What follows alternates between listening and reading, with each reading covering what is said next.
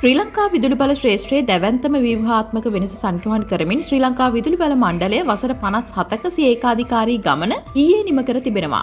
අද සිට ක්‍රියාත්මක වන පරිදි ලන්වීම සතු වත්කම් සහ මෙහෙයුම් කටයුතු අලුතින් පිහිටුවන ලද ස්වාධීන රාජ්‍ය සමාගම් වෙත පැවරීමට සියලු කටයුතු සූදානම් කර ඇති බවයි වාර්තා වන්නේ. 1969 වසරේ සිට මෙරට විදුලි ජනනය සම්ප්‍රේෂණය සහ බෙදා හැරීමේ පූර්ණ බලය දැරූ ලන්වීම මෑත කාලිනව දැඩි මූල්‍ය අර්බුදයකට මුහුණ දුන්නා. 2025 වසරේදී පමණක් රුපියල් බිලියන 38.7 කලාපයක් වාර්තා කළ අතර රුපියල් බිලියන 1326.5ක් වන මහජන වත්කම් වලින් නිසි ප්‍රතිලාභයක් නොලැබීම මෙම ප්‍රතිසංස්කරණ සඳහා ප්‍රධාන වී තිබෙනවා.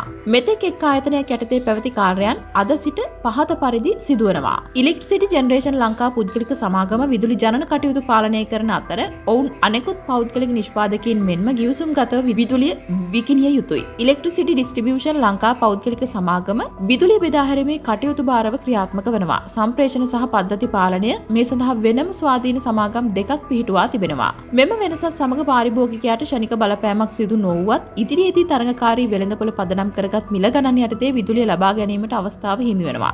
විදුලි පිළ තුළ ජනනය සම්ප්‍රේෂණය බෙදා හැරීම සහ රජයේ බදු සඳහා වන පිරිවැය වෙන වෙනම පෙන්වීමට නියමිතයි. අඩු ආදායම්ලාභී පාරිභෝගිකයන්ට සහනාධාරය ඍජුවම රජයේ අයවැයෙන් ලබා දෙන අතර එහි බර අනෙකුත් පාරිභෝගිකයන් මත පටවනු ලබන්නේ නැහැ. ජාත්‍යන්තර ප්‍රමිතීන්ට අනුව ලන්වීම ප්‍රතිව්‍යුහගත කිරීම හරහා විදුලි බල ශ්‍රේෂ්ඨයේ වඩාත් ලාභදායී සහ කාර්යක්ෂම සේවාවක් බවට පත් කිරීම රජයේ අරමුණයි. විශේෂයෙන්ම සූර්ය බල ශක්ති නිෂ්පාදකීන්ව තරඟකාරී වෙළඳපොළට එක් කර ගැනීම මෙහි තවත් එක් වැදගත් පියවරක් වනවා.